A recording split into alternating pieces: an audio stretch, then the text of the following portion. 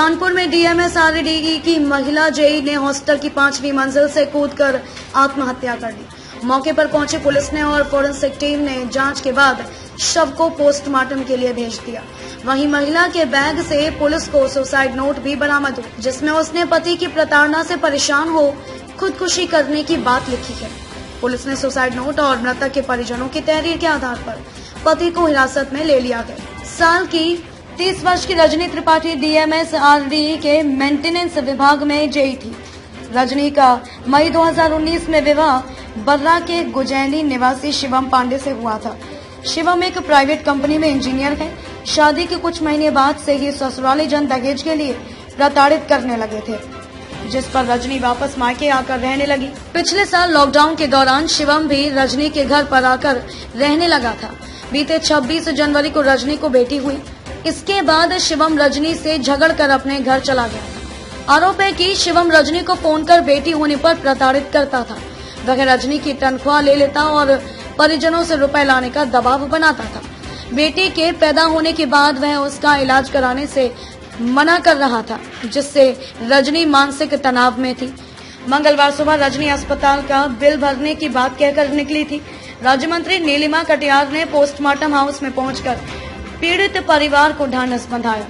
उन्होंने कहा कि कानून अपना काम करेगा। समाज की मानसिकता में बदलाव के लिए बहुत काम किए जाने की जरूरत है।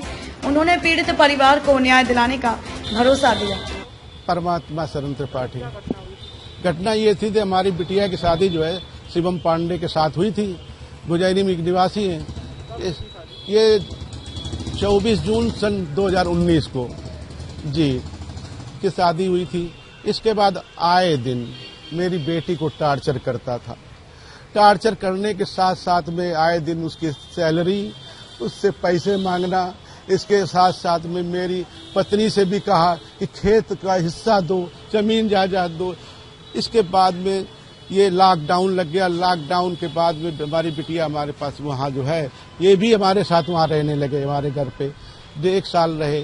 26 फरवरी को जो है एक बच्ची का जन्म हुआ। जीटी देखिए, बड़ी विडंबनापूर्ण परिस्थिति है। आज भी ऐसी निचली मानसिकता के लोग हैं और ऐसे दृष्टांत समाज को हिला के रख देते हैं और कहीं ना कहीं सवाल बहुत सारे खड़े कर देते हैं। अभी भी ये बेटी है, ये परमात्मा शरण जी हैं।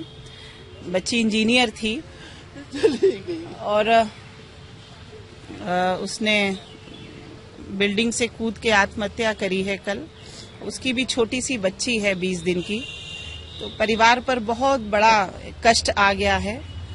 आज उसी परिवार के साथ यहाँ पर हूँ परचरी में। डीआरडीओ कॉलोनी में एक ऑफिस के अंतर्गत एक लेडी हैं जो जेई थी, वहीं पर काम करती थी और उन्होंने कल किसी समय दोपहर के बाद 5वीं मंजिल से कूद करके आत्महत्या कर ली। उस पर उसके परिवार वालों के द्वारा दहेज हत्या का मुकदमा पंजीकृत कराया गया है और मुकदमा पंजीकृत कर लिया गया है। उसके पास एक सुसाइड नोट भी मिला है और उसका परीक्षण किया जा रहा है। नहीं, अभी उसका परीक्षण किया जा रहा है, क्या लिखा गया है उसमें, और मुकदमा पंजीकृत है और आगे कार्रवाई की जा रही है।